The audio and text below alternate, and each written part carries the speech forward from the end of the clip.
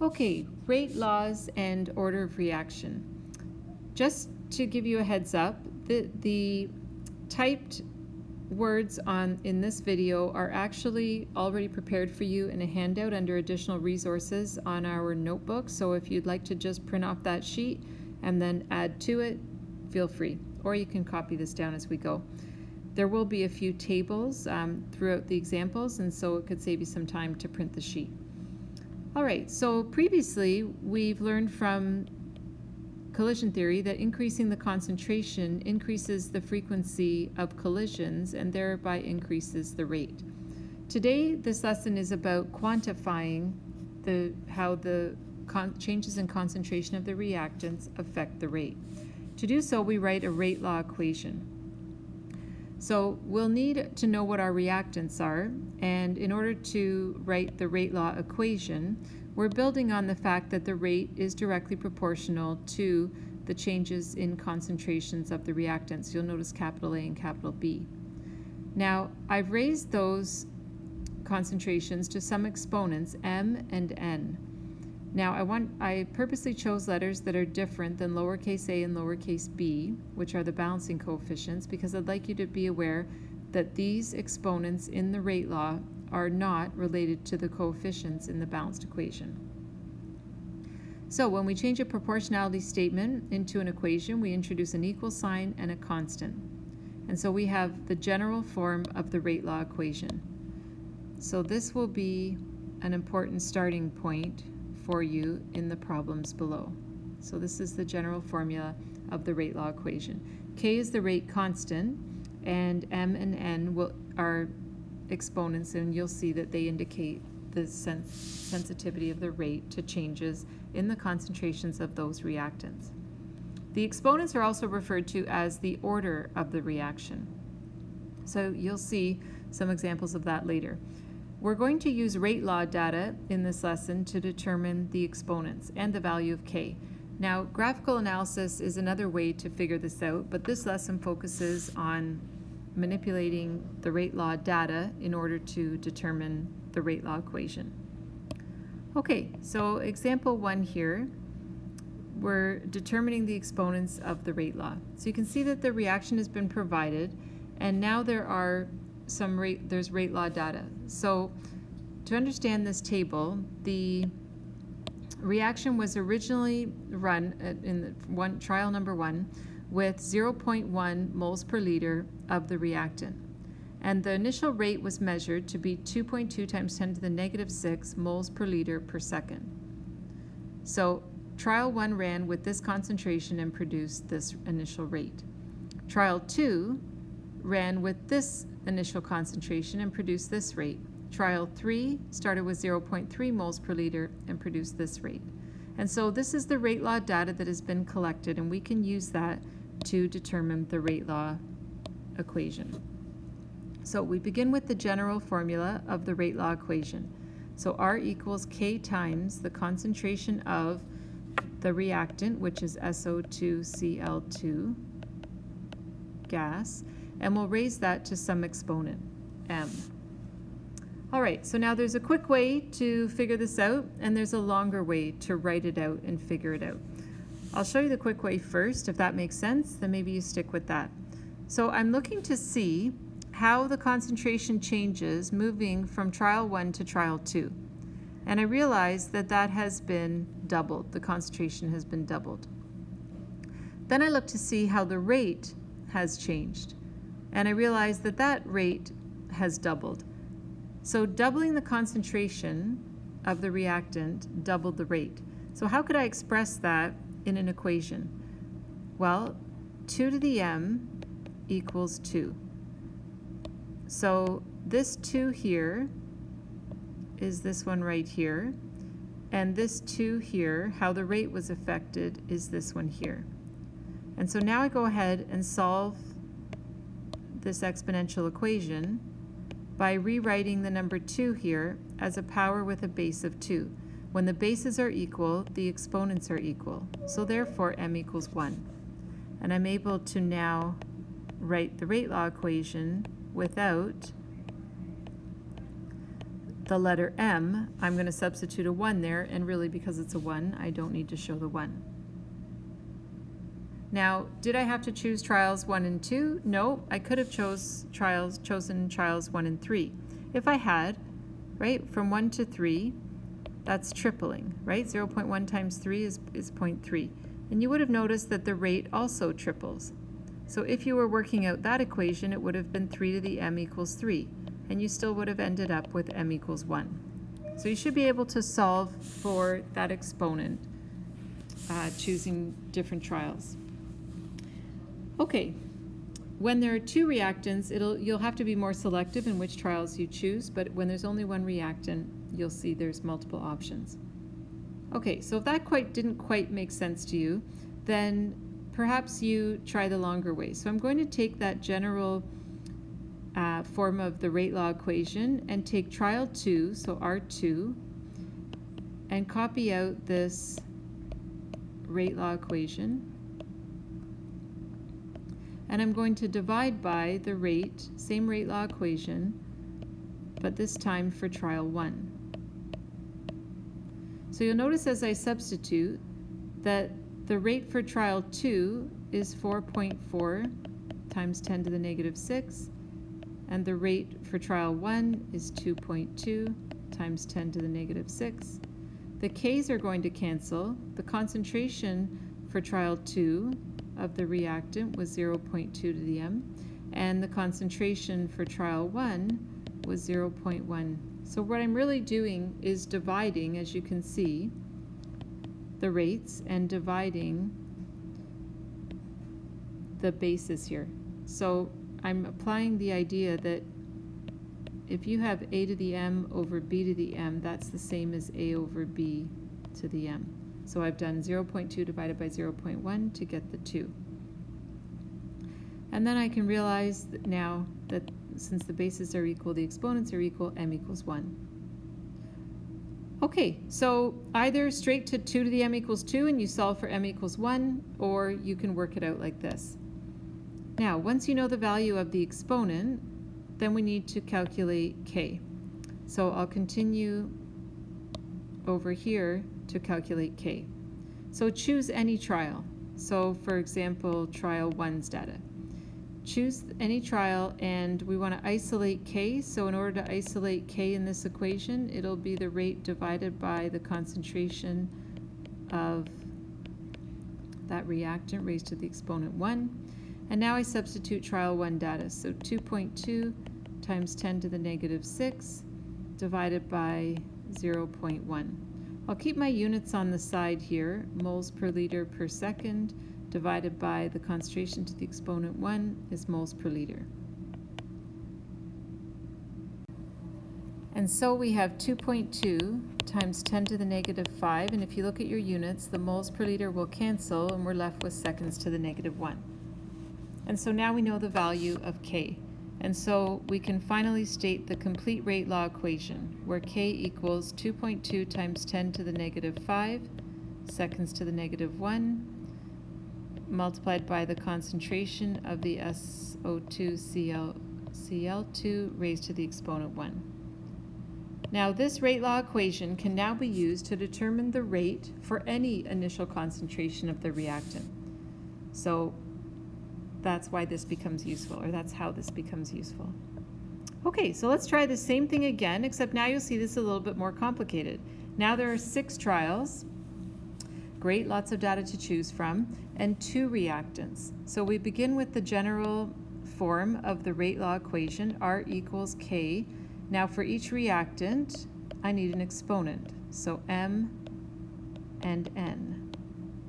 Now, if I had a third reactant, I would not choose the letter O because O looks like a 0, so I would move from M to N to P. That's what I would choose. You could do X, Y, Z if you like, whatever works for you. Okay, so now it's about choosing the trials carefully. Now that there are 2 reactants changing, I would have a tough time with trials 3 and 4, because look at what happens with trials 3 and 4. The concentration of NO is changing, and the concentration of H2 is changing, and then the rate changes. and I have no idea why the rate's changing. Is it changing because of the change in NO, because of the change in H2, or some combination of both? And so choosing trials 3 and 4 is a terrible selection to solve this problem. I'm going to look for 2 trials where one of the reactant concentrations is not changing. And you'll notice in trials 1 and 2 that H2 doesn't change here. Perfect. So that means that when I can look at this rate data and see that when we double the NO, it causes a quadruple effect on the rate. So 2 to the m equals 4. I can rewrite 4 as a power with a base of 2, and therefore m equals 2. So that was useful, that was helpful. Now I need to find the exponent n, and if I scan the data again, I'm looking for 2 trials where the concentration of NO doesn't change and the concentration of H2 does. So if I look down here, I'll notice that this is remaining constant, and so I notice that doubling here causes a double here, and so 2 to the n equals 2. I can see that n equals 1. Super. So now I know the value of each exponent. I can rewrite the rate law equation with those exponents. So NO has an exponent of 2 and H2 has an exponent of 1. All right, in order to solve for K, I need to isolate K, and so I divide on both sides by those concentrations and then substitute now a trial data. So perhaps trial 1, doesn't matter, you can pick any trial. So 0.002, I'll keep my units running on the side here, divided by 0.001 squared, and the concentration of H2 in trial 1 is 0.004. So in the denominator for units, I have moles per liter squared times moles per liter. So regarding units, I notice that those moles per liter cancel right away, so I can use negative exponents to say moles to the moles per liter to the -2, seconds to the -1. And then we divide our 0.002 divided by the 0.001 squared divided by the 0.004, and we come up with 500,000. So 5, going with 1 sig fig here, 5 times 10 to the 5. And so the final answer here then, we state the rate law equation, 5 times 10 to the 5, there's our rate law equation constant, our rate constant, and we substitute our value for K and our values of the exponents. So there we go. So we've determined the values of the exponents. Now, just to tie in the idea of order, we would say that this reaction is second order with respect to NO, and we would say that it is first order with respect to H2. We would say then in total that it is third order overall. So we get the overall order by adding the exponents, or you can indicate them individually with respect to each reactant. Okay, so in example 3, I've given you a reaction, just generically A, B, and C here. You have rate law data, so I'm going to ask you to pause the video and see if you can figure out the exponents in the rate law equation and the value of K. Okay, I started off with the general form of the rate law equation. You'll see I used the exponent letters M, N, and P. So I started to look at the data, and I noticed that for trials 2 and 3, the concentration of B and C are constant. So any changes in A are the cause of the changes in the rate. So I did trials 3 divided by 2, so 0.2 divided by 0.4 gave me the 1/2 here to the exponent M, and this rate divided by this one gave me the 1/4. You didn't have to do it like that. You could have done 2 divided by 3 so that you didn't have to deal with the fractions. Regardless, when you solve the equation, you should end up with m equals 2. Okay, so now I'm going to erase these markings just so that it makes it a little bit easier to see what I'm doing next. Okay, So now I'm searching for two reactions or two trials where the concentrations of two of the reactants don't change. Again, I'm trying to solve for B or C. Okay, so I chose trials 1 and 3 because I noticed that A stays the same and C stays the same and B is changing. So now I can figure out how changing B affects the rate. So from 0.2 to 0.3, I'm multiplying by 2/3. You can figure that out by 0.3 divided by 0.2. And then I noticed that the rate is not changing. Oh, that's interesting. So this base with this exponent equals 1. So rewriting 1 as a power with a base of 2/3, the exponent is 0. And so I realized that the value of n equals 0, which means, that's pretty significant, that means that the rate is not sensitive to changes in B. And that's really helpful because I actually don't have any trials where B is being held constant, I mean except for 2 and 3, but you'll notice that A isn't being held constant then. So I wouldn't be able to figure out the value of P. So I'm going to be able to omit B entirely because the exponent was 0. And so now that I'm realizing that, I can rewrite this equation and realize that in order to find P, I can ignore B altogether. And so I will now look for the reactions or the trials where A is not changing but C is. So if I come down to the bottom here, trials 3 and 4, I'll notice that A is changing, A is not changing, C is changing, and then the rate is changing. So C is doubling and the rate is doubling. So I'm going to have then 2 to the P equals 2. So I can see that P equals 1. So this came from trials 3 and 4. Okay, so yes, there is quite a bit of work for this one with the 3 exponents. And we see now that the rate law equation has only A and C in it. And the exponent for A is 2 and the exponent for C is 1. So the rate is actually, the reaction is actually second order with respect to A and first order with respect to C. All we have left to do is to solve for K. So why don't you go ahead and solve for K and then check back with the video.